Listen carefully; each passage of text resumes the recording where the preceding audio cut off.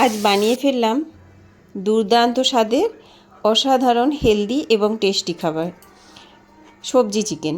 বিভিন্ন রকম সবজি দিয়ে আমি আজকে করেছি, মানে বাড়িতে যা যা সবজি ছিল, লাউ থেকে শুরু করে ছাঁচি কুমড়ো, গাজর, বিট, টমেটো, তারপর পেঁপে, তারপর কলা, ছোট ছোট কলা, তারপর মানে যা যা সবজি ছিল, কাঁচা লঙ্কা, আর অল্প পরিমাণে চিকেন দিয়েছি কুচিয়ে।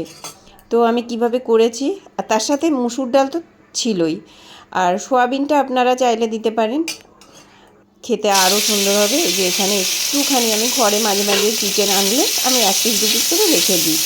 তো এই দুটো টুকরো চিকেন ছিল, সেটাকে ভালো করে কুচিয়ে নিয়েছি। কুচিয়ে সামান্য পরিমাণ নুন দিয়ে একটু সামান্য তেল, মানে তেলের পরিমাণ মানে না হলে নয় সেরকম। এই যে সব কিছু সবজি দিয়ে আমি একটা কুকারে দিয়ে দিয়েছি। পটল ছিল সাথে, এই যে ছোটো ছোটো কলা, এগুলো এই কলাটা আসলে মোচা এনেছিল আমার শ্বশুরমশাই, ঢ্যাঁড়স আছে তার সাথে, দেখতেই পাচ্ছেন আমার শ্বশুরমশাই মোচা এনেছিল। দেখলাম মোচা আর নেই, ছোটো ছোটো কলা হয়ে গেছে। তো আমার শ্বশুরমশাই বললেন যে ফেলে দাও, এটা আর কী করে হবে। তা আমি মনে মনে হঠাৎ মনে হলো যে ছোটোবেলায় তো আমার মা এগুলো করতো, এত সুন্দর লাগতো খেতে।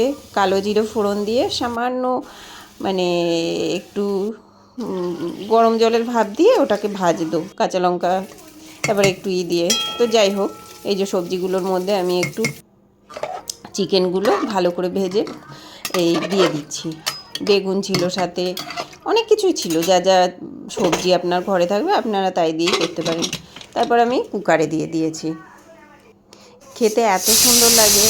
এই যে 3-4টে সিটি, আপনারা যেরকম খাবেন যতটা সেদ্ধ বুঝে শুনে সিটি দেবেন। আপনারা নিশ্চয়ই বাড়িতে রান্না করেন, কোন সবজির কিভাবে কতটা সেদ্ধ করলে ভালো লাগবে।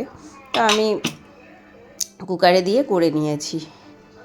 এই যে দেখতেই পাচ্ছেন, আমি খুব মানে বেশি সিটি দিইনি, তার কারণ বেশি মানে গলে গেলে না অতটা টেস্ট থাকে না, মানে ঘেটে যায়। এবার আমি সামান্য পরিমাণ গোলমরিচের গুঁড়ো দিয়ে দিচ্ছি, দিয়ে একটু নাড়াচাড়া করে পরিবেশন আপনারা করতেই পারেন। আমার এটা রাতের খাবার বলতে পারেন, এইটুকুই আমি খাবো রাতে।